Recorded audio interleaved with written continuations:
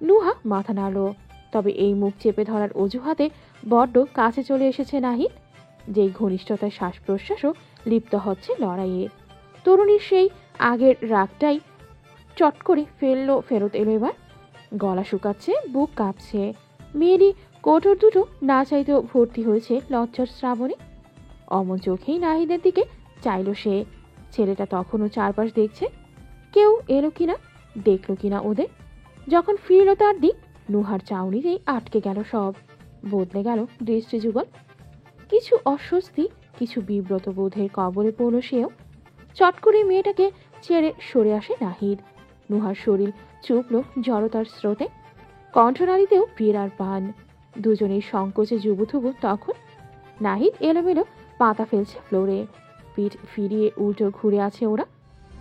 সে ঘাড় চুলকাতে চুলকাতে বলল, সরি। নুহার নিভু স্বর, ইটস ওকে। সামান্য ব্যাপারটা নিয়ে দুজনের লজ্জার কমতি নেই। কেউ কারো দিকে তাকাতেও পারছে না। নাহিদের মাঝে রাগঢাক কমে এলো এবার।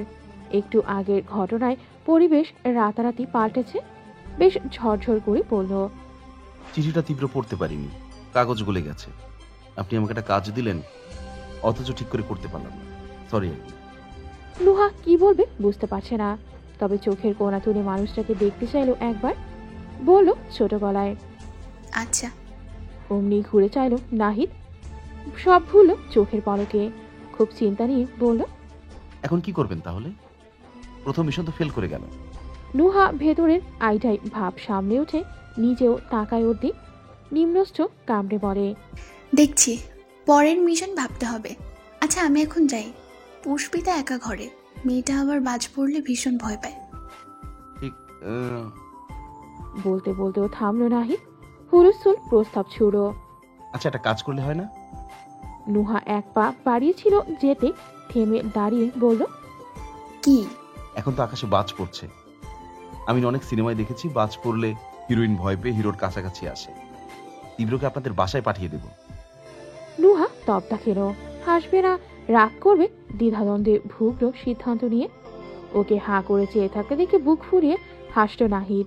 ভ্রু উঁচিয়ে বলল, কেমন বুদ্ধি দিলাম বলুন? দারুণ না? নুহা তাজ্জব বনে বলল, এই, আপনার বয়স কত? নাহিদের হাসি মুছে যায়। কেন? নুহার কিছু বলল না। অতিষ্ঠতায় দুপাশে মাথা নাড়তে নাড়তেই চলে গেল। বোকা ছেলেটা কিছুই বোঝেনি। মনের মাঝে হাজার খানেক প্রশ্ন নিয়ে ঘরে ঢুকলো নিজেও। অমনি সামনে পড়ল তীব্র। হাতে চায়ের কাপ নিয়ে মাত্রই ডিভানে বসেছে। নাহিদ দাঁড়িয়ে গেল। পরপরই শঙ্কা জাগলো মনে। বিট্টুটা আবার কিছু শুনে ফেলেনি তো? তীব্র চাইতেই হে হে করে হাসল সে। ও অকারণেই ধমকালো, ছাগলের মতো না হেসে সামনে থেকে সর। ধপ করে হাসি নিভে গেল ছেলেটার। মনক্ষুণ্ণ হয়ে বলল, এভাবে বলতে পারলি আমাকে? আমার এই হাসির উপর ভার্সিটির কত মেয়ে ক্রাশ ছিল জানিস? তীব্রর চোখ দেয়ালে ঝোলানো টিভিতে। নিস্পৃহ বলল, তাহলে ওদের কারোর সাথে প্রেম করতি, শুধু শুধু লাইফটাকে হেল করার জন্যে একটা গোল্ড ডিগারকে বেছে নিলি কেন? নাহিদের যেটুকু হাসি বাকি ছিল উবে গেল সব। আবার মিথিলার কথা তুলছিস কেন? আমি তোকে ভুলতে চাইছি, তাই না? তীব্র কিছু বলল না। টিভি ছেড়ে মেঝের দিকে ভ্রু কুচকে চেয়ে রইল। নাহিদ নিজেই এগিয়ে আসে কাছে, শুধায়, তোর কি মন খারাপ? না। তাহলে? মেজাজ খারাপ। কেন? তীব্র বলল, কাল দুপুর থেকে পুষ্পিতাকে দেখিনি। মেয়ে তো বাইরেও বের হয় না। একটা বুদ্ধিও পাচ্ছি না ওদের বাসায় যাওয়ার। বুঝতে পেরেছে এমনভাবে মাথা ঝাঁকালো নাহিদ। বিজ্ঞান নাই চিন্তার ভান করো কিছুক্ষণ। অনেকটা সময় কাটিয়ে বলল, আমিও পাচ্ছি না। তীব্র উঠে দাঁড়ায়, বলল মুখের উপর, তোর বুদ্ধিতে চলবো? হ্যাঁ, তীব্রর অত খারাপ সময়ও আসেনি। আজকে সমস্ত অফিস আদালত বন্ধ। তাও আয়েশা খাতুন বাড়িতে নেই। খুব কাছের এক কলিগের বাড়িতেই তাদের শাখার সবাইকে আমন্ত্রণ করা হয়েছে। ভদ্রমহিলা সেখানে গিয়েছেন, ফেরার কথা বিকেলে। অথচ আসরের আজান পড়তে না পড়তেই হুটহাট ঝড় তেড়ে এলো। বেড়ে গেল মেঘের তেজ। সেই সাথে তুফান রূপী বাতাসে কলিগের বাড়িতেই আটকে গেলেন আয়েশা। এদিকে নুহা পুষ্পিতা একা বাসায়। সন্ধ্যা হয়নি অথচ প্রকৃতির বুকে অমাবস্যার মতন অন্ধকার নেমে এসেছে। ধুলোবাড়ি উড়ে আসছে হাওয়ায়। ঝড়ো বাতাসে জানালার কপাট একটার সাথে আরেকটা বাড়ি খাচ্ছে ক্রমে। সাথে লাগাতার বজ্রপাত, বিদ্যুৎ চমকানো তো আছেই। পুষ্পিতার সাথে সাথেই আস্তে ধীরে ভয়ে গুটিয়ে আসছে নুহাও। তারপর হুট করে লোডশেডিং হলো। কাছে পিঠে কোথাও খুব জোরে বাজ পড়তেই ট্রান্সমিটার ফাটার বিকট শব্দ ভেসে এলো বাতাসে। ফাঁকা বাড়িতে দুই তরুণীর শীর্ণ বুক ছলকে উঠল অমনি। গলা ফাটিয়ে একই সাথে চিৎকার শুনল দুজন। তীব্রদের ঘরের দরজা খোলা ছিল তখন। ডিভানে শুয়ে মুঠোফোনে ভিডিও দেখছিল নাহিদ। তার পাশের টেবিলে বসে নোটস ঘাটছিল তীব্র। হঠাৎ চিৎকারে ভরকে গেল ওরা। একে অপরকে দেখে ঝড়ের বেগে ছুট লাগানো বাইরে। নুহা ফোনের ফ্ল্যাশ জ্বালিয়েছে। তখনই দরজার কাঠে টোকার শব্দ শোনা যায়। পুষ্পিতা ভয়ে ভয়ে বলল, কে এলো এখন? ভূত না তো? উত্তর হিসেবে ভেসে এলো একটি স্থূল ধৈর্যহীন কণ্ঠস্বর। নুহা, দরজা খোলো, আমি তীব্র। পুষ্পিতার ভয় ডর শেষ।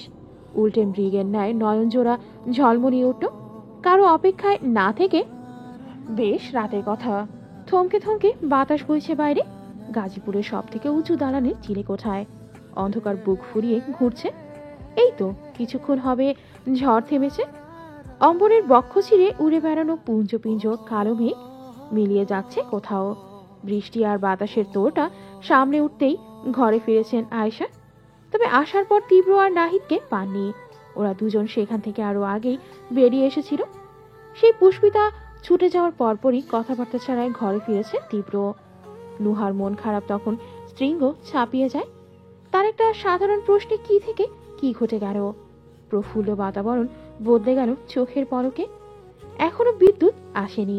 ছাদের পাঁচিল চুইয়ে চুপচাপ বর্ষাপতনের আওয়াজ পরিষ্কার আসছে কানে। ঘরের এক কোণে চুপ করে বসে আছে নাহিদ। থম মেরে থাকা তীব্রর উপস্থিতি ঠিক তার পাশে। ছেলেটার জিভে একটা টু অব্দ শব্দই নেই। কি যে চলছে ওর মনে। পুষ্পিতা তখনকার কথাগুলো শুনে নাহিদের নিজের বুকটাই হুহু করছে এখনো। তাহলে বিট্টুর কি হচ্ছে? ও তো মেয়েটাকে ভালোবাসে, তবু এত শান্ত কেন? নাহিদ জড়তা ভর্তি হাতটা বাড়ানো। মূর্তি মনে থাকা তীব্রকে একটু নাড়ানোর আশায়। প্রবল শঙ্কায় ফের পিছিয়ে আনলো সেটা। এখন প্রশ্ন করলেও মুশকিল। চেতে টেতে একাকার করে যদি থাক বাবা, মন ভালো হলে বিট্টু নিজেই কথা বলবে। নাহিদ ফোঁস করে শ্বাস ফেলল। চুপচাপ পাশ হতে উঠে গেল। তারপর তীব্র তখনও পাথর হয়ে রইল। বিলাই চোখের চাহনি মেঝের দিকে স্থির।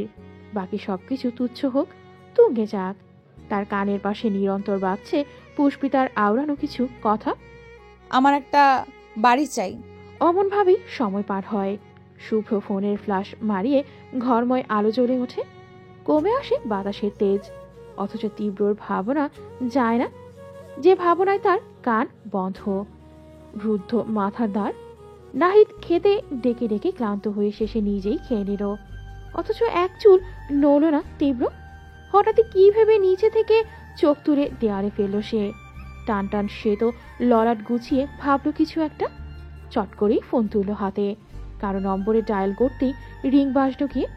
ঠিক গুলশানের বুকে দাঁড়িয়ে থাকা এক প্রাসাদের অন্তরে। ঝড় বৃষ্টি মাথায় তুলে মিনিট কয়েক আগে বাসায় ঢুকেছেন জামশেদ। লুৎফাকে কড়া এক কফি দিতে দিতে বলে কেবল বসেছেন বিছানায়। শরীর জুড়ে ক্লান্তি। এমন বন্যার মধ্যেও দুদণ্ড ঝিরানোর জো নেই। ঠিক সংসদে গিয়ে হাজিরা দিতে হয়েছে। রিংটনের শব্দ শুনে বিরক্ত হন ভদ্রলোক। এত রাতে আবার কে? জিভের ঢগায় চসূচক শব্দ তুললেন তিনি। ফোন তুলতেই ঘরে ঢুকলেন লুৎফা। স্ত্রীর বাড়িয়ে ধরা মগটা হাতে নিতে নিতে স্ক্রিনে চোখ বোলালেন জামশেদ। তীব্র নামটা দেখে খুব আয়োজন করে ভ্রু গুছিয়ে গেল। একটু নয়, বিস্ময় ছাপালো অনেক দূর। এই ছেলে তাকে নিজে থেকে শেষ কবে কল করেছে আঙুলের কর গুনলেও মনে পড়বে না। রিসিভ করার আগে এক পল স্ত্রীর দিকে চাইলেন তিনি। বলেন, তুমি গিয়ে টেবিলে খাবার বাড়ো, আমি কথা শেষ করেই আসছি। বরাবরের বাধ্য নারী লুৎফা। এবারেও ঘাড় কাত করেই নিশ্চুপ চলে গেলেন। জামশেদ ফোন কানে গুঁজে বললেন, কি ব্যাপার, সূর্য আজ কোন দিকে উঠেছে? তুমি নিজ থেকে কল করলে আমায়। তীব্রর আজকে বাঁকা উত্তর নেই, সোজাসুজি বলল, একটা দরকারে ফোন করলাম। জামশেদ ভ্রু তুলে বললেন, সে কি দরকারে নাকি আমি তোমাকে স্মরণ করি? এমন কথাই বলে গেলে না সেদিন, তা আজ হঠাৎ নিজে এই কাজ করছো? তীব্র চোখ বুজে শ্বাস ফেলে বলল, আপনার ছেলে না? হাহ, রক্ত বলে কথা, গরম হলে টকবক তো একইভাবে করবে। তোর তেরা কথা কোনোদিন সারবে না, তাই না? ও একটু চুপ থেকে বলল, যেটা বলার জন্য ফোন করা সেটা বলি। বলো, শুনে ধন্য হই। বাবার শ্লেষটুকু কানে নিল না তীব্র, বলল নিজের মতন, আপনি সেদিন আমাকে একটা কাজের কথা বলছিলেন না? জমি নিয়ে কোনো একাব্বরের সাথে ঝামেলা হচ্ছে, সেই কাজটা আমি করে দেব। বিস্মিত জামশেদ চোখ গুটিয়ে বললেন, করে দেবে? এই যে বলে গেলে তুমি আর এসবে নেই। তেমনই ভেবেছিলাম, কিন্তু ভাগ্য হয়তো অন্য কিছু চাইছে। তবে এটাই শেষ। ভদ্রলোক ছেলের রহস্যময় কথার কানাকড়িও বুঝলেন না, শুনে গেলেন চুপচাপ। তীব্র নিজে বলল, কিন্তু কাজটা আমি এমনি এমনি করব না, একটা শর্ত আছে। জামশেদ মাথা ঝাঁকালেন, আচ্ছা আচ্ছা, টাকা লাগবে নিশ্চয়ই। কি নিজের বেতনের টাকায় ক্লাবে যেতে পারছো না? তা গাজীপুরে ক্লাব আছে তো? তীব্রর ভারী মেজাজ খারাপ হলো, কণ্ঠ পুরু করে বলল, আপনি আগে আমাকে শেষ করতে দিন, এসব খোঁচাখুচি পরেও করা যাবে। এতক্ষণে সিরিয়াস ইস্যু মনে হলো জামশেদের, নিজেও কিছুটা নড়ে চড়ে বসলেন। হ্যাঁ বলো, শুনছি। কি শর্ত, কি চাই? তীব্র সময় নিল, বুক ফুরিয়ে ভারী দম ফেলে বলল, গাজীপুরে একটা ফ্ল্যাট চাই আমার। হেসে ফেললেন তিনি, দুপাশে মাথা নেড়ে বললেন, ঠিক সেই জায়গায় এসে দাঁড়ালে তাহলে? আমি তো আগেই জানতাম তোমার দ্বারা এসব হবে না। সারা জীবন রাজপ্রাসাদে ঘুমিয়ে ভাড়া বাসায় থাকা মুখের কথা নয়। তীব্র পরাস্ত কণ্ঠে বলল, দেখুন মন্ত্রী মশাই, আমার হাতে সময় নেই। কাজটা করার জন্য কবে কখন আসতে হবে বলুন। ছেলের কণ্ঠস্বরে কপাল টান টান করলেন জামশেদ।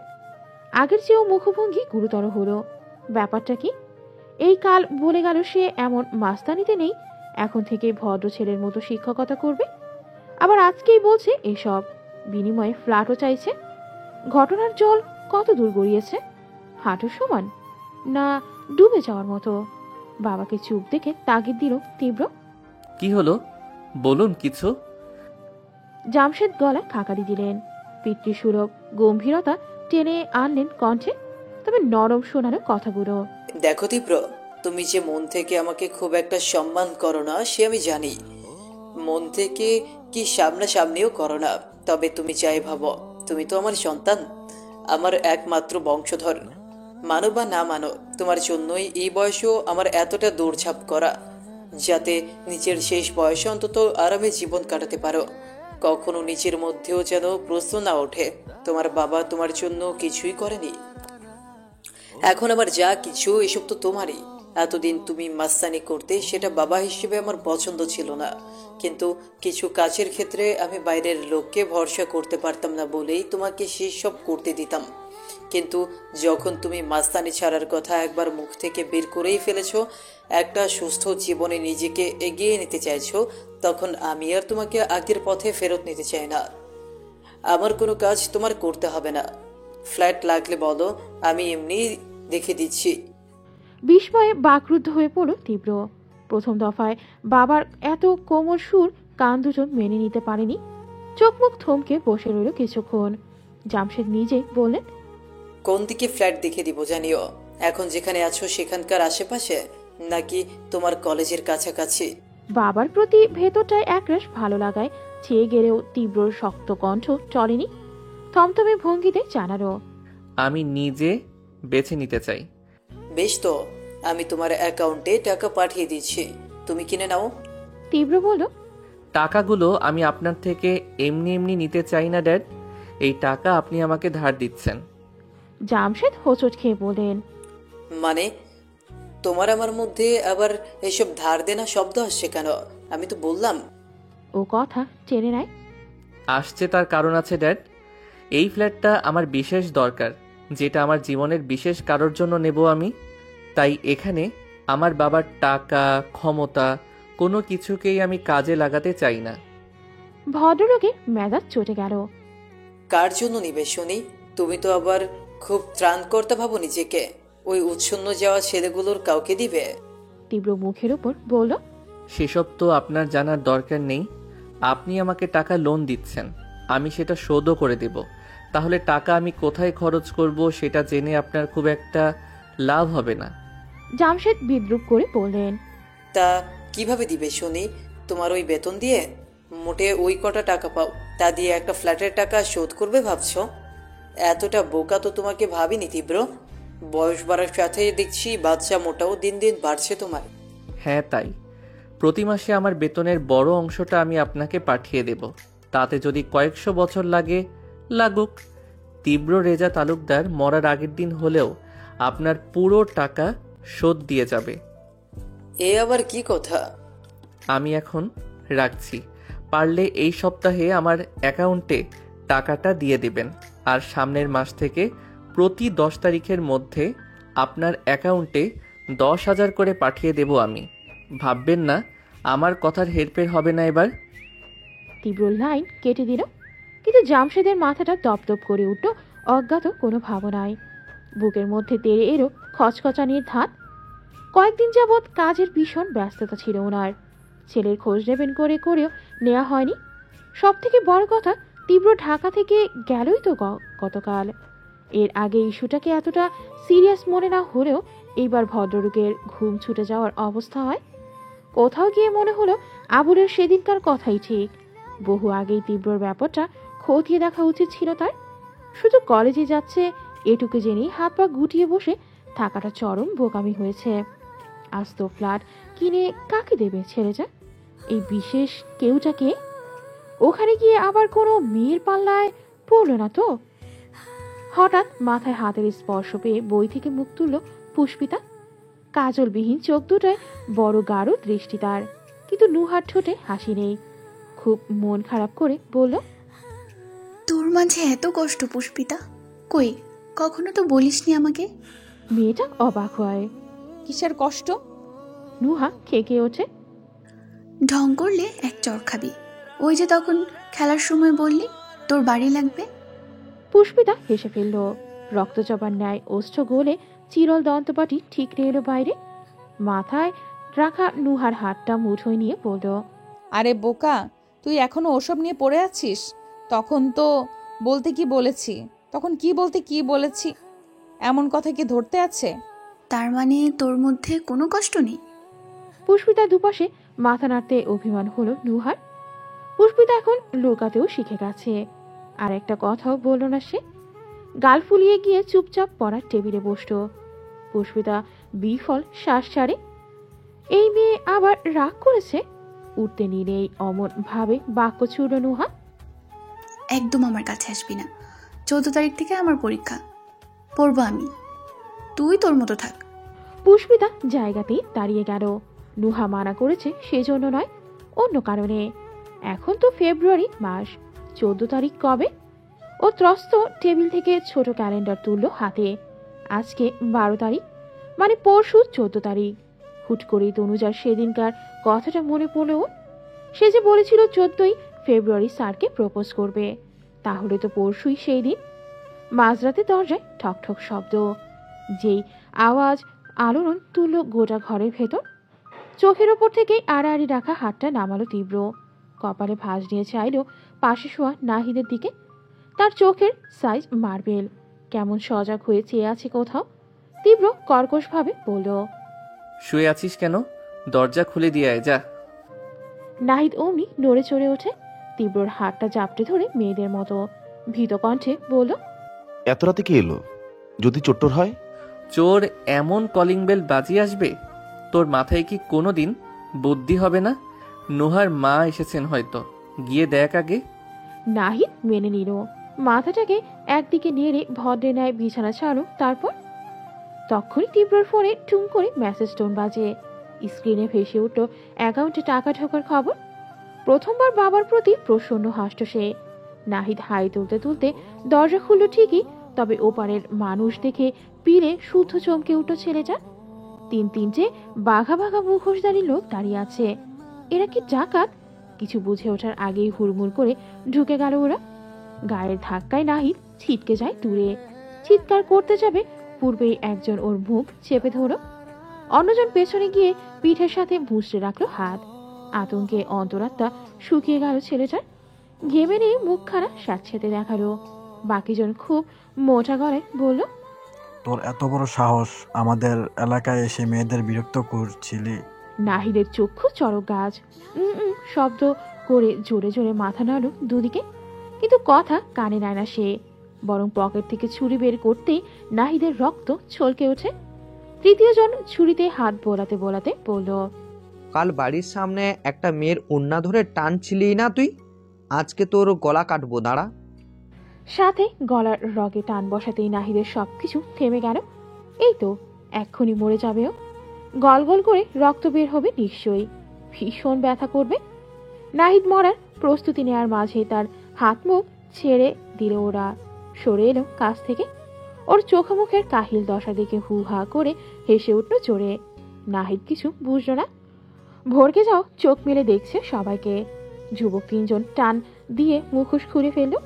অমনি মাথা চক্কর কাটলো ওর। হকচকিয়ে বলল, তোরা? মাথার উপর চাটি বসালো মিরাজ। গুরু, সারা জীবন গুরুই থেকে গেলি, গলা শুনেও তো মানুষ বোঝে, তাই না? নাহিদ ভয় ডর ভুলেই ফ্যালফেল করে চেয়ে থাকলো। এরা তিনজন এখানে এলো কি করে? হঠাৎ চোখ পড়লো একটু দূর এসে দাঁড়িয়েছে তীব্র। নাহিদ তুরন্ত ছুটে কাছে যায় ওর, হড়বড়িয়ে বলে, বিট্টু, বিট্টু দেখ ওরা এসেছে। এত রাতে ওরা কি করে এলো এখানে? আমরা অনেকদিন আগে এসেছি রে ছাগল, বিট্টু বা আগে জানতো, শুধু তোকে দেখা দিলাম আজ। বলতে বলতে তার কাঠটা পেঁচিয়ে নিল আরমান। নাহিদ কণ্ঠ শৃঙ্গ ধরে বলল, কি বলছিস? আগে হ্যাঁ, তা কেমন আছিস বল? নাহিদ উত্তর দিতে পারল না। ওর বুকখানা এখনো কাঁপছে। যদি সত্যিকারের ডাকাত দল হতো, ভাবতেই ধরফর করে গলায় হাত দিল সে। ব্যাপারটায় ওরা হেসে উঠল আবার। মিরাজ ছুরিটা উঁচু করে দেখালো। আরে এটা প্লাস্টিকের ছুরি, ভয়ে তো খেয়ালও করিসনি। নাহিদ ঠোঁট উল্টে বলল, ওরা আমার সাথে এভাবে মজা নিতে পারলি? আমি যদি ভয় পেয়ে মরে যেতাম। দেখলি বিট্টু কেমন করলো? তুই কিছু বলবি না? তীব্র সত্যি কিছু বলল না। শব্দহীন ফেরত এলো ঘরে। বিষয়টাকে অবাক হয় সবাই। মুশফিক জিজ্ঞেস করল, কি হয়েছে রে ওর? নাহিদ কাঁধ উঁচায়, নীরবে বোঝায় সে জানে না। আরমান বলল, চল ভিতরে যাই। সবাই মিলে তীব্রর ঘরে এলো। লম্বা দেহটা নিয়ে ফের শটান হয়ে শুয়েছেও, চোখের ওপর আবার সেই আড়াআড়ি হাত। মিরাজ হাঁ করতে গেলেই মুশফিক মানা করো, ফিস ফিস করো কানের কাছে। মনে হয় ওর মেজাজ ভালো না। এই বাবা, তাহলে এখন ওর জন্যই তো এলাম, আড্ডা দে, মজা করব। আর ও কি না। আরমান তখন চারপাশটা দেখছিল। মেঝের এক কোণায় বিস্কিটের কৌটে রেখে ত্রস্ত নিয়ে এলো গিয়ে, ঢাকনা খুলে বসলো ফ্লোরে। প্রস্তাব ছুলো সবার দিকে। এই আয় তাস খেলি, বিট্টু ওঠ না, কতদিন তাস খেলিনি একসাথে। তীব্র ঘাড় ঘুরিয়ে তাকালো। ভীষণ শান্ত সেই চাউনি। অমনি হুটোপুটি করে গোল হয়ে বসলো সবাই। ভাবলো এক্ষুনি তীব্র উঠে এসে সামিল হবে খেলায়, কিন্তু সময় গেলেও এমন কিছু হলো না। মিরাজ অধৈর্য হয়ে ডাকলো, কিরে বিট্টু, আয়। ছেলেটার নিষ্প্রভ জবাব, তোরা খেল, ভালো লাগছে না আমার। আরে তুই না খেললে? শেষ করার আগেই অনীহা দেখিয়ে ঘর ছাড়ো তীব্র। অন্য রুমটায় গিয়ে ধরাম করে দৌড় চাপালো। এবার চিন্তায় হলো ওদের। আরমান মাথা ঝাঁকিয়ে বলল, ব্যাপারটা তো ভালো লাগছে না, বিট্টুকে এরকম কোনো দিন দেখিনি, কিছু কি হয়েছে ওর? নাহিদ হা করতে গেলেই মুশফিক আঙুল তুলল। খালি বল যে জানি না, শালা এক ঘরে থেকেও আর ওর খোঁজ রাখিস না। কেমন বন্ধু তুই? ও মুখ কালো করে বলল, আমি কি করব? বিট্টু তো তার ভীতু মেয়ের কিছু কথা শোনার পর থেকেই এমন ঝিম মেরে বসে আছে। মিরাজ লাফিয়ে উঠে বলল, কি বলছে? ওই মেয়ে রিজেক্ট করেছে আমাদের বিট্টুকে, তাহলে কিন্তু ওই মেয়েকে আমি। নাহিদ থামিয়ে দেয়। আরে না রে ভাই, অন্য ব্যাপার। আমি বাবা বলবো না, তোরা বিট্টুর থেকে শুনে নিস। সে যা পসেসিভ পুষ্পিতাকে নিয়ে, কি বলতে কি বলবো, পরে আমাকে মারবে। আমাকে মারবে কথাটা শিশুর মতো করে বলল নাহিদ। মিরাজ চট করে গালটা চেড়ে বলল, ওলে ওলে বাবুতা তোমাকে মারবে। নাহিদ ভ্রু কুঁচকাল।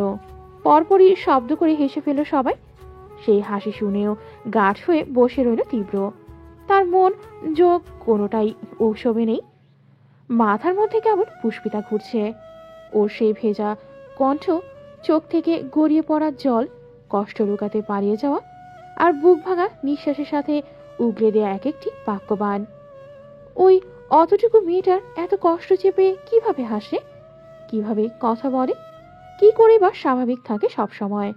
ছোটবেলা থেকেই সামান্য বাবাকে কাছে পেত না, আর 10টা বাচ্চার মতো বাবা ওকে কোলে চড়িয়ে স্কুলে নিত না, সময় দিত না বলেই বাবার প্রতি আজও তীব্রর কত অভিমান, কত রাগ, মনে মনে কতটা দূরত্ব। কিন্তু ভীতু মেয়ের যে বাবাই নেই। বাবা কি পৃথিবীতে মেয়েটার কেউই তো নেই। আচ্ছা, কে এইভাবে ভীতু মেয়েকে ঘাড় ধাক্কা দিয়ে বার করার ভয় দেখাতো?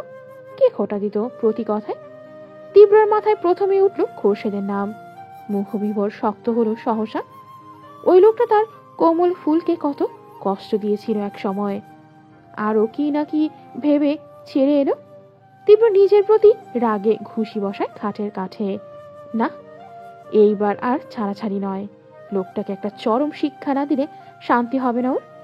যে হাত দিয়ে ভীতু মেয়েকে ঘাড় ধাক্কা দিতে চাইতো, এবার সেই হাত ভেঙে গলায় ছুরিয়ে দেবে তীব্র। ঘড়িতে 8টা বাজতে চলল। তীব্র প্রতিদিন 9টা নাগাদ কলেজের জন্য বের হলেও আজ বেরিয়ে গেল তখনই। সে সময় ঘুমে বিভোর ছিল নাহিদ। সাথে রুমের চারপাশে ছড়িয়ে ছিটিয়ে ঘুমিয়ে আছে মিরাজ, আরমান আর মুশফিক। সকালের সবকিছু যখন খুব শান্ত, ঠিক সেই সময় গেটের কাছে হাজির হলেন জামশেদ। গাড়ি দেহরক্ষী কিচ্ছু নিয়ে নয়, বরং একজন সাধারণ মানুষের মতো সিএনজি থেকে নামলেন তিনি। ভাড়া না দিয়ে বললেন, এখানেই থাকো, আমি আধ ঘন্টার মাথায় ফিরব। উত্তরে ঘাড়লানের চালক। এত বড় মন্ত্রী তার সিএনজি চড়ে সুদূর ঢাকা থেকে এখানে এসেছে। ভাবতে উত্তেজনায় জানটা ঝুলে পড়ছে গলায়। জামশেদের পরনে সাদামাটা পাঞ্জাবি, হাতাটা গুটিয়ে চারপাশে চাইলেন। বাড়ির পরিবেশ একেবারেই চাচ্ছে তাই। এমন জায়গায় তীব্র থাকে ভাবতেই নাক সিটকে মাথা নাড়লেন দুপাশে। দুটো বিল্ডিং, পরের বিল্ডিংয়েই কাজ চলছে। স্তূপ করে রাখা বালু, গুঁড়ো গুঁড়ো ইটের টুকরো উড়ে আসছে হাওয়ায়। নিস্তেজ সকালে জনমানব কম। জামশেদ রুমালে নাক চেপে দ্রুত পায়ে ঢুকলেন গেট দিয়ে। খবর পেয়েছেন তীব্র 3 তলায় থাকে। সেই মোতাবেক এসে থামলেন ভদ্রলোক। তীব্র ঘুণাক্ষরেও আন্দাজ করতে পারবে না উনি নিজে আসবেন এখানে, আর সেটাই হবে জামশেদের মোক্ষম সুযোগ। কি ঘোট পাকাচ্ছে এখানে বসে সচক্ষে দেখবেন তিনি। কিন্তু বিপত্তি একটা থেকেই গেল। চোখের সামনে পাশাপাশি দুটো ফ্ল্যাটের দরজা দাঁড়িয়ে। এর মধ্যে কোনটাতে থাকে সে? জামশেদ বেশ কিছুক্ষণ অপেক্ষা করলেন। দ্বিধাদ্বন্দ্বে ভুগলেন কোন দরজায় টোকা দিবেন তা নিয়ে। আচমকা ডান পাশের ঘর হতে মেয়েরই কণ্ঠ ভেসে এলো। কোনো এক মহিলার আওয়াজ। কিছু বলছেন কাউকে। ব্যাস, উত্তর পেয়ে গেলেন জামশেদ। তীব্রর সাথে একটা ছেলে থাকে শুনেছেন। মেয়ে নিশ্চয়ই থাকবে না। এখনো অতটা অধপতন হয়নি বোধহয়। নিশ্চিন্ত মনে অন্য ফ্ল্যাটের ডোরবেল টিপলেন তিনি। কয়েকবার এই উৎকট শব্দটায় ঘুম ছুটল নাহিদের। খুব বিরক্ত হয়ে নড়ে উঠল সে। পা দিয়ে বাড়ি দিল পাশে শোয়া আরমানের পায়ে। চোখ ভর্তি ঘুম নিয়ে বলল, জানা দরজাটা খুলে দিয়ে আয় না। গভীর তন্দ্রায় বিঘ্ন পেয়ে রেগে যায় সে। খ্যাক করে বলে, এর বাসা কি আমি থাকি? তোর বাসা তুই যা। অবলা ছেলেটা নিরুপায়ের ন্যায় বিছানা ছাড়ো। হাই তুলতে তুলতে দরজা খুলল গিয়ে। প্রকাণ্ড ধাক্কায় মুখ থুবড়ে পড়ল অগ্নি। চক্ষু প্রকট করে বলল, আঙ্কেল আপনি? জামশেদ কপাল কোঁচকালেন। কিছু না বলে পাশ কাটিয়ে ঢুকলেন ভেতরে। চারপাশে চোখ বোলাতেই লজ্জায় নুয়ে গেল নাহিদ। ঘর খুব নোংরা, তার উপর বদমাশগুলো চিপস কোক খেয়ে সব একাকার করে ফেলেছে। জামশেদ বলেই ফেললেন, এটা রুম না গোয়ালঘর? নাহিদ মাথা নোয়ালো। ইতস্তত করে একটা চেয়ার এগিয়ে বলল, বসুন না আঙ্কেল। বসলেন তিনি। চতুর্দিকে সতর্ক নজর বুলিয়ে বলে, তীব্রর সাথে তাহলে তুমি থাকো? ছেলেটা ঘাবড়ে যাচ্ছে। ভীত সন্ত্রস্ত চেহারা নিয়ে ঘাড় নাড়ল কোনো রকম। জি। জামশেদ তুষ্ট হলেন। তীব্রর দলবলের মধ্যে এই একটা ছেলে একটু ভদ্র, ভালো। বাবা মা দুজনেই উচ্চ মাধ্যমিকের শিক্ষক ছিলেন। যাক, সব কটাকে ফেলে যে তার গুণধর ছেলে রুমমেট হিসেবে একে বেছে নিয়েছে, ভালো লাগলো জেনে। ভারী গড়ায় শুধলেন, তা সে কোথায়? ঘুমোচ্ছে নিশ্চয়ই। যাও ডেকে বলো তার বাবা এসেছে। নাহিদ মিনমিন করে বলল। ইয়ে মানে ও তো নেই আঙ্কেল, অনেক আগেই বেরিয়ে গেছে। জামশেদের গোটানো কপাল মিলিয়ে গেল। বিস্মিত হলেন খুব। 12টার আগে ঘুম না ভাঙা ছেড়ে 8টায় বেরিয়েছে। তাহলে তো ঘুম থেকে উঠেছে আরো আগে। নিম্নষ্ট চেপে কিছু একটা ভাবলেন তিনি। নাহিদ এক পা বাড়াতে নিলেই বললেন, কোথায় যাচ্ছ? ছেলেটা ত্রস্ত দাঁড়িয়ে যায়। মিনসে কণ্ঠে বলে, জীবনে একটু চা বানিয়ে দিই আপনাকে? লাগবে না। যে সময় নিয়ে চা বানাবে ওই সময় নিয়ে ঘরটা গোছাও। দেখতেও তো রুচি হচ্ছে না। ও চুপসে বলল। জি আঙ্কেল। জামশেদ একটু চুপ থেকে বলেন, একটা কথা বলো তো আমায়। নাহিদ চোখ তুললে শুধলেন।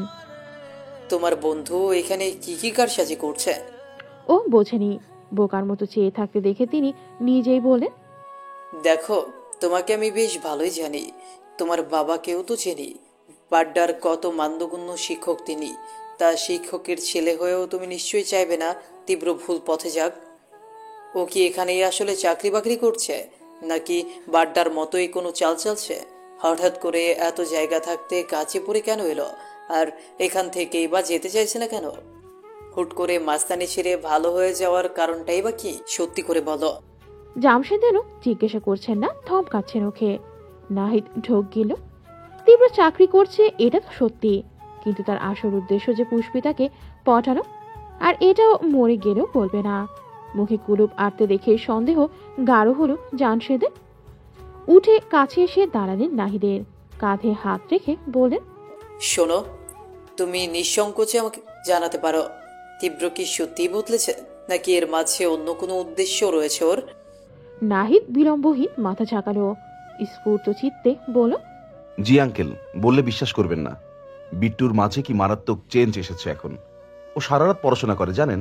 কত সকালে উঠে কলেজে যায়, সে তো আজকে নিজেই দেখলেন।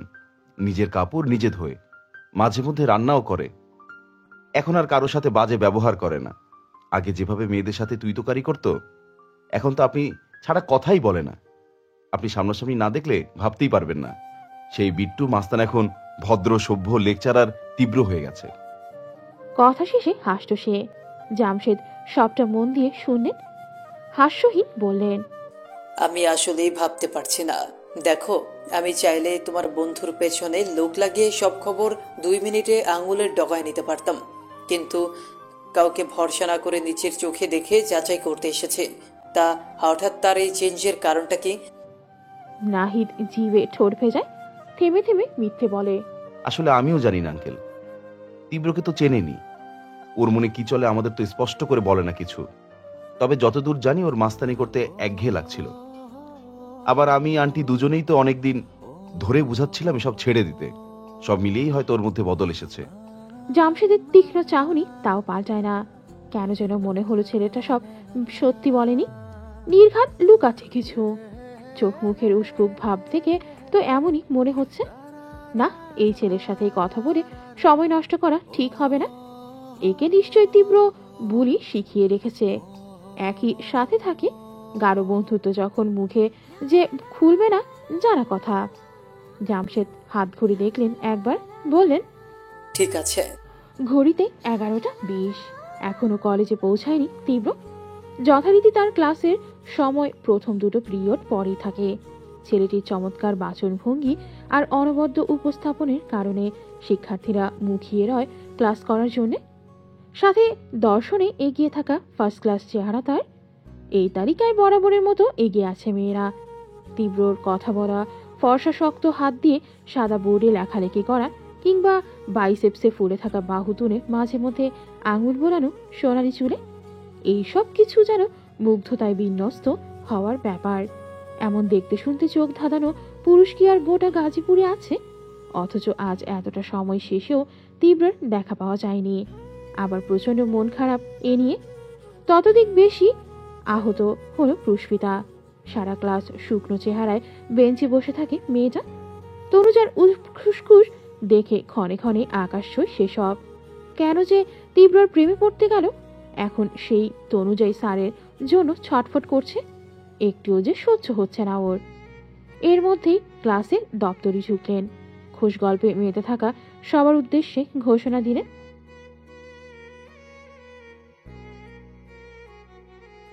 যেমন ব্যস্ত পায়ে এসেছিলেন অমনি ভাবেই আবার বেরিয়ে গেলেন তিনি। কিন্তু হইচই বেঁধে গেল ছেলে মেয়েদের মাঝে। তীব্র ক্লাস মানেই বইয়ের কঠিন পাতাও চোখের সামনে স্বচ্ছ জলের মতো। হা, অভাগাগুলো কি আর জানে বিদ্যান এই স্যারের ভেতরের রহস্য। রাতভর বই গিলে খেয়ে ক্লাসরুমে উগড়ে দেওয়ার ঘটনা জানে না। জানলে কি করত?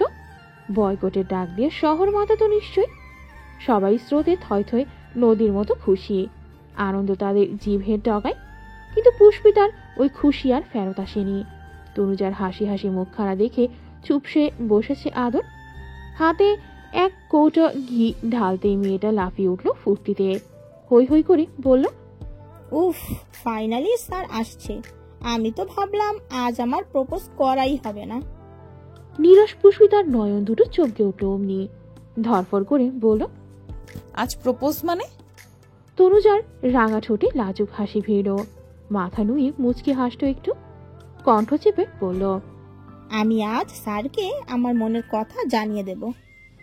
স্থান কাল ভুলে আর্তনাদ করল পুষ্পিতা। কি? তার চিৎকার দূর দূরান্তে পৌঁছে যায়। সামনের বেঞ্চ হতে সবাই উৎসুকে ফিরে চায় পেছনে।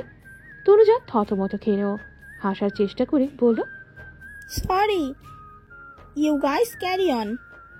সবকিছু আবার আগের মতো। তথস্থ চাহনিগুলো ফেরত গেল জায়গায়। তনুজা ফিসফিস করে বলল, আরে পুষ্পিতা, কি করছো? সবাই শুনে ফেলবে না? আচ্ছা বুঝেছি, বেশি এক্সাইটেড হয়ে গেছিলে। শোনো, আমি না আসার সময় দুটো গোলাপ কিনে এনেছি, বুঝলে? ব্যাগেই আছে, দেখবে? পুষ্পিতা হ্যাঁ না বলল না। তার মাথাটা প্রবল বেগে ঘুরছে। কণ্ঠে উদ্বেগ ঢেলে বলল, কিন্তু তনুজা, আজ স্যারকে প্রপোজ করবে কেন? তুমি তো বলেছিলে পরশুর কথা। তনুজা ফুল বের করতেই যাচ্ছিল, থেমে অবাক চোখে চাইল ওর দিক। ও মা, এই কথাটা তোমার মনে আছে? আশ্চর্যের ব্যাপার।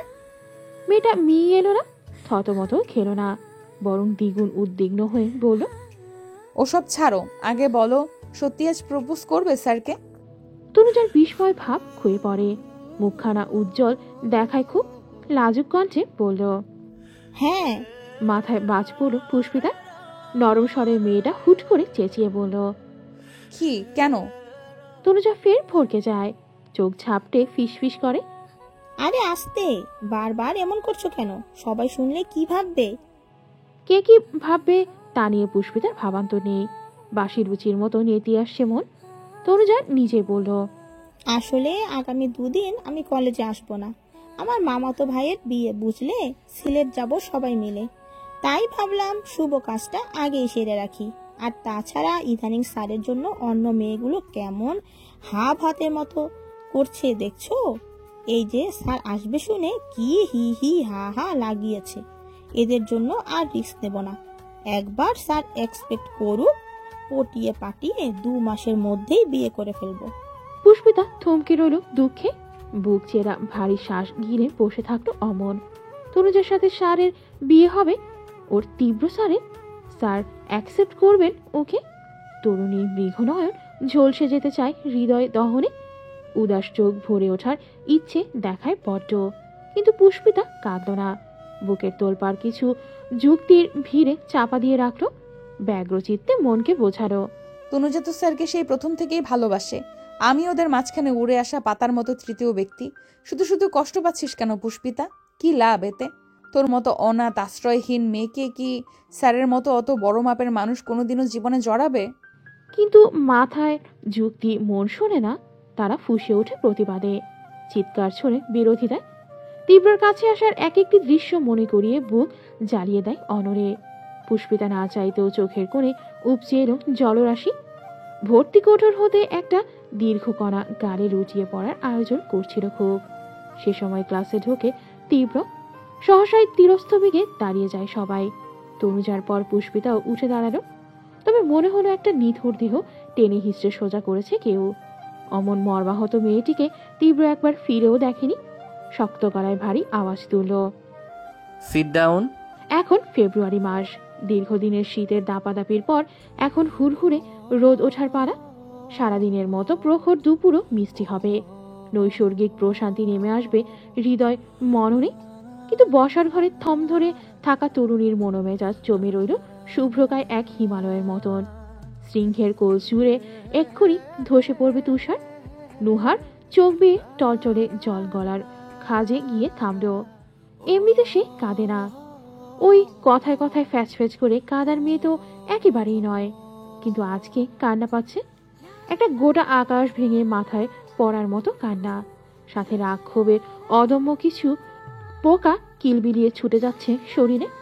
পুরো পৃথিবী গুড়িয়ে ফেলার রাগ হচ্ছে নুহার। তবু যদি শাস্তি হওয়া তো একটু। আচমকায় ভীষণ জোরে কেঁদে ফেলল নুহা। হাউতাস করে প্রলাপ করো, এত বড় ভুল তুই কি করে করলি নুহা? তুই না খুব বড়াই করিস, মানুষ চিনতে ভুল হয় না বলে। কোথায় গেল সেই বড়াই? দিনের পর দিন একটা মাস্তান শিক্ষক সেজে তোর সরল বন্ধুটাকে ঠকিয়ে গেল, আর তুই বুঝতেও পারলি না। উল্টে তার হয়ে প্রশংসা করতে করতে ওর মনে প্রেম উস্কে দিলি। এখন কি হবে? পুষ্পিতা যখন জানবে তার আজকের এই পরিস্থিতির জন্য দায়ী সেই গুন্ডাই ওর স্যার, যাকে সদ্য মেয়েটা ভালোবাসতে শুরু করেছে, তাকে নিয়ে এসবও মানবে কি করে? কি করে সামলাবে নিজেকে? মন ভাঙার মতো কষ্ট যে পৃথিবীতে নেই। ছি নুহা, কেন আর একটু সাবধান হলি না তুই নুহা? কেন? কান্নাকাটির মাঝে হঠাৎ শব্দ এলো কানে। ওপাশের দরজা হতে বাইরে এসেছে বেশ কটা গলার স্বর। নাহিদকে কিছুতেই আজকে মিরাজরা অফিস যেতে দিল না। ছেলেটা শার্ট প্যান্ট পরে তৈরি ছিল, কিন্তু যেতে পারেনি। 3 বন্ধু জোর করে আটকে রাখলো বাসায়। নিঃসহায় যুবক প্রতিবাদের মতো আজকে ওদের সাথে পেরে ওঠে না। কিন্তু মনে মনে ভীষণ চিন্তায় কাহিল নাহিদ। নতুন চাকরি প্রথম সপ্তাহতেই অ্যাবসেন্ট। কাল অফিসে ঢুকতে দেবে তো? সে বাইরে এসেও একই কথা বলল, মিরাজ আমি যাই না ভাই, প্লিজ। আমার নতুন চাকরি, ছুটি গেলে কি হবে? আরমান সানন্দে বলল, ছোটে গেলে দরে এনে দেব। আরে আমাদের বিট্টু আছে তো, এত ভাবছিস কেন? মুশফিক সহসায় পিঠে চর বসালো ওর। রেগে বেগে বলল, এখানে বিট্টু উচ্চারণ করতে মানা করেছি না? ও থাকলে এক্ষুনি তোর কবজি ভুনা ভেঙে ফেলতো। ছেলেটা জিভ কেটে ফিসফিস করলো, সরি ভাই, সরি। সবাই মিলে জুতো পড়লো। মুখ কালো করে দরজায় তালা ঝোলানো নাহিদ। ছেলেটার শত আপত্তি থাকা সত্ত্বেও কোথাও একটা বগল দাবা করে নিয়ে চললো ওরা। এই পুরো দৃশ্য ফ্যালফ্যাল করে দেখে গেল নুহা। লুকিং গ্লাসে চোখ পেতে দাঁড়িয়ে থাকা মেয়েটার সামনে সবকিছু কেমন জলের মতো স্বচ্ছ হলো অচিরেই। হুট করে মানসপটে ভেসে উঠল কত ছবির ন্যায় দৃশ্য। সেই উত্তরার ওভারব্রিজের নিচে গাড়িতে বসে থাকা ছেলে তার উদ্দেশ্যে বাজে গান গেয়েছিল। হ্যাঁ, ওই ছেলেটাও তো ছিল এখানে। এরা সবাই ছিল। আর নাহিদ এই তো মানা করছিল বন্ধুদের। এজন্যই তো তবে ওকে শুরু থেকে এত চেনা চেনা লেগেছিল নুহার। এরা সবাই তবে ওই বিট্টু মাস্তানের বন্ধু। এরাই ওর সাথে মিলে গুন্ডামি করে বেড়াতো। আর নাহিদ, সেও তাহলে ভালো মানুষই ভান করেছে এতদিন। এই যে এত বোকা অবুধ সেজে থাকা, এই সব কিছু নাটক, এত নিখুঁত অভিনয় কেউ করতে পারে? পুষ্পিতার সাথে কি সে নিজেও ঠকে যায়নি? নিজেকেই প্রশ্ন করল নুহা। উত্তর আসে না, তবে বুকের কোথাও চিনচিনে ব্যথা হয়। নাহিদের সাথে কাটানো সময়গুলো ভেবে তেড়ে আসে তা। ও কি আসলেই এতটা বোকা? সরল ভাবা একটা ছেলে ভেতরে ভেতর মাস্তান। ছি! পরপরই মেয়েটা মুখ শক্ত করল। এভাবে কাঁদে দুর্বলরা? ও তো দুর্বল নয়। বিট্টু মাস্তানের এই দুর্দান্ত অভিনয়ের আসল উদ্দেশ্য জেনেই ছাড়বে। কেন, কিসের জন্য একটা অনাথ মেয়ের আবেগ নিয়ে খেললো সে? জানতে তো হবে। ভাবলো দাঁত পিষে, যা হবার হবে। মাস্তান যত ভয়ানকই হোক, এই পরিস্থিতির জন্য যে দায়ী, তার মুখোমুখি আমি হবই আজ। ক্লাস শেষ হতেই রকেট বেগে বেরিয়ে গেছে তীব্র। অন্ধকার চোখ মুখ নিয়ে চেয়ে থাকা এক রূপসীকে খেয়াল অব্দি করেনি। ঠিক তার পরপরই ছুটির ঘন্টা বাজল। হুড়মুড় করে একে একে বেরিয়ে গেল সবাই। পুষ্পিতা নিষ্প্রভ চিত্তে উঠে দাঁড়ায়। এখন ক্লাসে না থেকে যদি একা থাকতো ঠিকই বুক ভাসাতো কেঁদে। এই যে কণ্ঠনালীতে কুণ্ডুলির মতো কিছু একটা ঘুরছে, এটাকে কি বলে? সাথে অলিন্দগুলোয় শুরু হওয়া যে দমবন্ধ ব্যথা, এই ব্যথা পুষ্পিতা কাকে দেখাবে? চোখের কোণে সদ্য ডোবা জল, এটাই বা কি করে লুকাবে? এতটা ভারী তো বুকে পাথর রাখলেও লাগে না। আকাশের গায়ে যখন কালো মেঘ ঘোরে, পশলা ধরা বৃষ্টি না নামা অবধি শান্তি আসে না। পুষ্পিতারও তেমন কাঁদা প্রয়োজন। জীবনে প্রথম ভালোবাসা না পেলে কতটা কাঁদতে হয়, কতদিনই বা কাঁদতে হয়, হয়তো সারা জীবন। পুষ্পিতা চিবুক গলায় ঠেকিয়ে ক্লাস ছাড়তেই যাচ্ছিল, হুট করে কোনই টেনে ধরলো তনুজা। থামলো ও, ছোট্ট ঢোক গিলে ফিরল পেছনে। কোথায় যাচ্ছ? বাসায়। পুষ্পিতার মিহি উত্তর। আজ একটু দেরি করে গেলে হতো না? সে কিছু বলল না। তনুজা নিজে নিজেই বলল, আসলে স্যারকে এখন বলবো তো কথাটা, নার্ভাস লাগছে খুব। তুমি থাকলে ভালো হতো। আমিও তো তোমায় ছাড়া তেমন কারোর সাথে মিশি না। জীবনে প্রথম ভয়ানক রাগ হলো পুষ্পিতার। মাথার চুলে কেরোসিন ঢেলে আগুন ধরানোর মতো রাগ। তার প্রপোজ করতে হয়, তুই কর না ভাই। মরতে আমাকে যেতে হবে কেন? যাকে ভালোবাসি তাকে অন্য মেয়ে প্রেমের প্রস্তাব দেয় আর আমি তামাশা দেখবো দাঁড়িয়ে। এটা কত যন্ত্রণার কেউ জানে? এই কষ্ট, এই বুক ব্যথা খালুজানের অপমানের থেকেও ধারালো, মিথিলার উঠতে বসতে কথা শোনানোর থেকেও মর্মান্তিক। চারপাশের মানুষের চরিত্র নিয়ে কথা বলার চেয়েও জঘন্য। ওসব ক্ষত একটা সময় ভুলে থাকা যায়, কোনো সুখের মলম দিয়ে প্রলেপ আঁকা যায় ওপরে, কিন্তু নিজের ভালোবাসাকে অন্যের হতে দেখা যায় কখনো? এই মর্মপীড়ায় কোনো বিশ্লেষণ নেই, থাকলে কবেই উপশম আসতো দুনিয়ায়। এত এত মন ভাঙা মানুষ কি আর বালিশ ভেজাতো কেঁদে? না, এসব হজম করার সাহস পুষ্পিতার নেই। মেয়েটা আলগোছে ক্লেশ চাপা দিল ভেতরে, ধীর জবাব ছুড়ল। আমার মাথা ব্যথা করছে তনুজা, বাড়ি গিয়ে ঘুমাবো, ছাড়ো প্লিজ। তনুজা মুখ কালো করলো, অথচ আজ পুষ্পিতা ফিরেও দেখেনি। নিজে থেকে হাত ছুটিয়ে চুপচাপ চলে যায়। উপায় না পেয়ে তনুজা সাহস টানলো বুকে, ঠোঁট ফুলিয়ে ফুলিয়ে শ্বাস ফেললো করার। সত্যি ভীষণ নার্ভাস লাগছে, এত ঘামছে নাক মুখ। হাত উল্টে চটচটে তরণ মুছে নেয় মেয়েটা। ব্যাগ থেকে টকটকে লাল গোলাপ দুটো তুলে নেয় মুঠোয়, কাঁধে ব্যাগ জুড়িয়ে পিঠের সাথে ফুল লুকিয়ে বেরিয়ে আসে। তারপর গুটি গুটি পায়ে গিয়ে দাঁড়ায় তীব্রর অফিস রুমের সামনে। সে পুরুষ ব্যস্ত তখন, কি সব এক গাদা ফাইল কোচকাজ করছিল। পুরোটা সময় তনুজা আবিষ্ট মোহে দেখে যায় ওকে, মনোপ্রাণ দিয়ে যায় এই সুপুরুষ একান্ত মানুষ হোক তার জীবনে। তবে আর কিচ্ছু চাওয়ার থাকবে না, কিচ্ছু না। তীব্র ফাইল রেখে গাড়ির চাবি ভরল পকেটে। ফোন হাতে নিতেই তনুজা মৃদু কণ্ঠে বলল, আসবো স্যার? এতক্ষণে চোখ তুলে চাইল সে। চশমার ফাঁক হতে বিলাতি নয়ন সোজাসুজি ঠিকরে পড়ায় তনুজা গুটিয়ে এলো একটু। তীব্র শুভ্র মুখে হাসিবিহীন, চোখ নামালো আবার, বলল ছোট করে, আসুন। তনুজা ভেতরে যায়। এই দৃশ্যে পুষ্পিতার বুকের পাঁজর সহ টনটন করে উঠল। এতক্ষণে চেপে রাখা জল ছুটে বেরিয়ে আসে গতিতে, গাল গলা সব ভিজে যায়। অচল পা টেনে টুনে রিক্সা ডেকে উঠে পড়ে সে। তখন সন্ধে। অবসন্ন পায়ে বাড়ি ফিরল তীব্র। যেমন সকাল সকাল বেরিয়ে গিয়েছিল, পৌঁছাতে তেমনই দেরি। দরজায় তালা ঝুলছিল, নাহিদ এখনো ফেরেনি। তীব্র পকেট থেকে চাবি বের করে খোলার সময় একেবারে ঘাড় কাত করে দেখে নেয় পুষ্পিতার ফ্ল্যাটের দিকে। ওদের দরজা হা করে খোলা। 2 মিনিট আগেই পুষ্পিতা ছাদে গিয়েছে কাপড় তুলতে। তোমরা সেসব জানে না। উৎসুক নয়ন জোড়া মিছিমিছি খুঁজে বেড়ালো প্রিয় সেই মুখ। ভীতু মেয়েটার সাথে আজ সারাদিন দেখা হয়নি, ক্লাসেও ইচ্ছে করে হদিস করেনি তীব্র, অথচ এখন একটুখানি দেখার জন্যে বক্ষভাগে উচ্চাটন হচ্ছে ভীষণ। মেয়েটা তো ছুটির পরেও তো গেটে ছিল না। মাঝখান থেকে একটা উটকো ঝামেলার জন্য তারই বের হতে দেরি হয়েছিল। অবশ্য তাতে খারাপ কিছু হয়নি। পুষ্পিতার সাথে থাকলে ফ্ল্যাটের কাজটা এত আরামসে করতো কি করে তীব্র? তীব্র দরজায় লক ঘোরালো। ঘরে গিয়ে আগে ফ্রেশ হোক, তারপর ঠান্ডা মাথায় মেয়েটাকে কাছে রাখার একটা অজুহাত খোঁজা যাবে। মস্তিষ্ক যখন সেই চিন্তায় ব্যস্ত, সহসা পাশ হতে ডেকে উঠল কেউ একজন। বিট্টু। তীব্র তাকায়নি, বেখেয়ালে জবাব দেয়। হুম।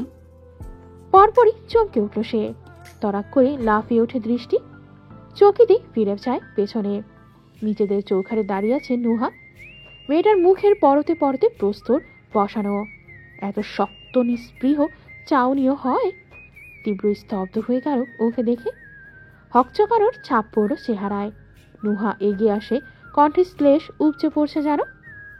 কি ঠিক নামে ডেকেছি তো, নাকি কিছু ভুল বললাম? বিট্টু না বিট্টু মাস্তান, কোনটা ডাকলে ভালো হতো বলুন তো?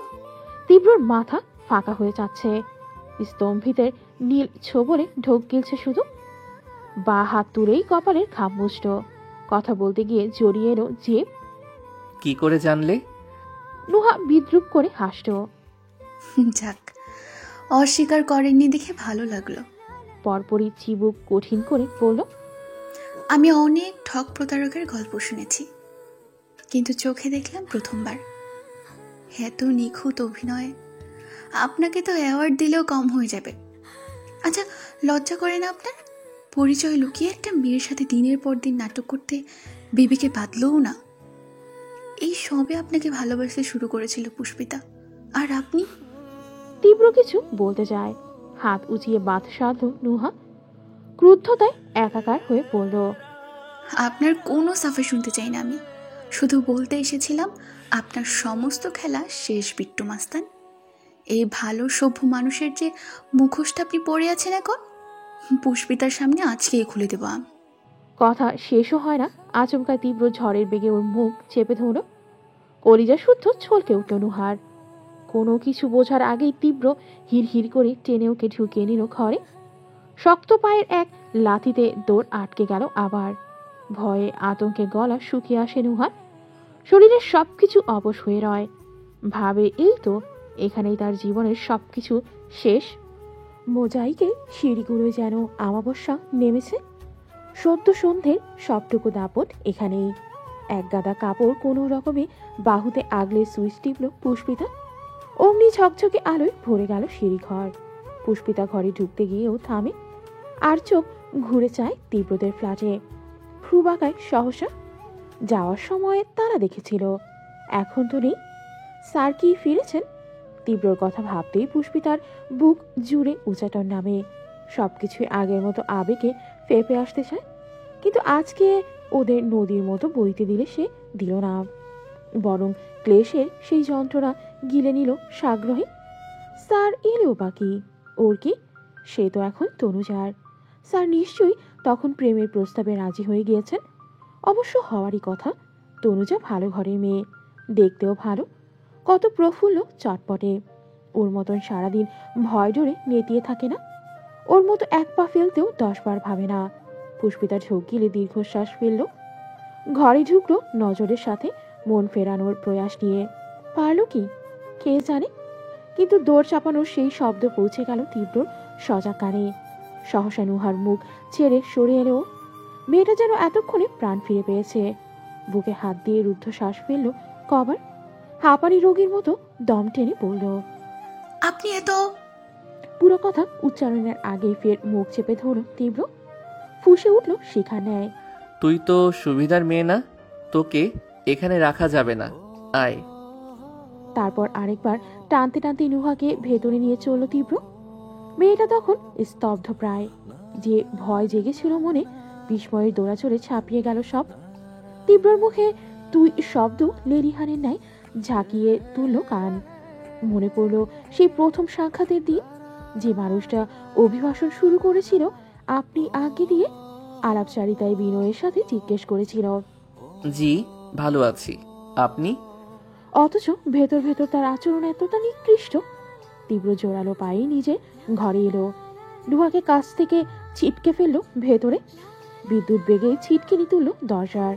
মেয়েটা আটকে উঠলো অমনি। দরজা আটকালেন কেন? কি মতলব আপনার? দেখুন, বাড়াবাড়ি করলে কিন্তু আমি সবাইকে সব... তার চেঁচামেচির মাঝে তীব্র চোখ বুঝে দাঁত পিষে ধরল। দরজার পাশের দেয়াল ঘেঁষেই একটা ছোট্ট টেবিল বসানো, ওপরে এক ঝুড়ি ফলের কাছে চকচক করছে ছুরি। প্রখর আক্রোশে সেটা হাতে নিয়েই তেড়ে এলো তীব্র। গাত্রের সমস্ত রক্ত অব্দি ছলকে উঠল নুহার। মুখ খোলার আগেই তীব্র খ্যাপা সারের ন্যায় নিকটে আসে, শক্ত মুঠোয় গলা টিপে দেয়ালে মিশিয়ে নেয়। নুহার মুখ চোখ ফ্যাকাশে, ছুরি ধারালো জগা কণ্ঠনালী বরাবর তাক করেছে তীব্র। হুঙ্কার ছুড়ল সাথে, একদম চুপ, ভুলে যাবি না আমি এখন তীব্র নেই, তুই বিট্টু মাস্তানের সামনে দাঁড়িয়ে আছিস, এতটাও সাহস দেখাতে আসিস না। নুহা ঢোক গিলতে চাইল, অথচ তীব্র গলা এত শক্ত করে ধরেছে দম আটকে আসছে প্রায়। সর্বদাই ফটফট করা মেয়েটা তুতলে উঠল কথা বলতে গিয়ে। কি করতে চাইছেন আপনি? ছাড়ুন আমাকে। পুষ্পিতা আপনার এই রূপ দেখলে কতটা ঘৃণা করবে আপনাকে আপনি নিজেও জানেন না। তীব্র বাঁকা হাসল, রক্তে মাখো মাখো চোখ দুটোতে নুহাকে ঝলসে দেওয়া দিচ্ছে। কে বলবে ওকে? তুই কিভাবে বলবি? আজকে যদি তোকে এখানেই পুঁতে ফেলি, তোর জিভটা কেটে ওয়াশরুমে ফ্লাশ করে দেই, তখন? আনন্দ চিত্তে ভ্রু উঁচাই সে। আতঙ্কে নোয়ার বুকটা ধক করে উঠল, পিঠের হাত চুইয়ে নেমে চলল উষ্ণ ঘামের ধারা। কপালে দরদর করা নদী রেখার মতো ঘাড় অব্দি আসে। শঙ্কায় শরীর চূর্ণ হলেও নুহা ধরা দিতে চাইল না। অটল কণ্ঠে থেমে থেমে বলল, আপনার কোনো হুমকিতেই আমি ভয় পাচ্ছি না। একটা মাস্তানের থেকে আর কি আশা করা যায় বলুন তো? অবশ্য রাগ তো আমার নিজের উপর হওয়া উচিত। এতগুলো দিন ধরে আপনি ওই অনাথ মেয়েটাকে ঠকিয়ে গেলেন, অথচ আমি কিনা আপনার সম্পর্কে ভালো করে না জেনে শুনে ওকে এসব এগিয়ে দিয়েছিলাম। ছি, আপনার মতো নোংরা জঘন্য মানুষ তো। তীব্র চেঁচিয়ে উঠল মাঝপথে। হ্যাঁ তাই, আমি জঘন্য, আমি নোংরা, আমি ঠকিয়েছি তো? আচ্ছা, যা করেছি বেশ করেছি। নুহা হতবাক হয়ে বলল, বেশ করেছেন? তীব্র ছেড়ে দিল ওকে, প্রতাপ সমেত বলল, ইয়েস, বেশ করেছি। বিট্টু মাস্তানকে চিনিস তুই? জানিস সে কেমন? এই মাস্তানটা একসময় যা করত সব নিজের আনন্দের জন্য, আর এখন সে ভালোবাসার জন্য করছে। তাতে অন্যায়ের কি আছে? Everything is fair in love and war. বলতে বলতেই ডানার মতো দু হাত মেলে দেয় সে। নুহা তুচ্ছ হাসত। আপনি বলছেন ভালোবাসার কথা? ভালোবাসা কি আপনি বোঝেন? তীব্র তুরন্ত ছুরি ধরতেও ফের ঠেকে গেল দেয়ালে। তীব্র এবার থামল না, শানে জল জল করা ছুরি নুহার গালে বুলিয়ে বলল, জীবনে অনেক পাপ করেছি, কিন্তু এখনো কোনো মানুষ খুন করিনি। তুই আমার এখন এই রেকর্ড ভাঙতে চাইছিস, তাই না? একটা কথা পরিষ্কার শুনে রাখ নোহা, যা হচ্ছে সেসব আমার আর আমার ভীতু মেয়ের ব্যাপার।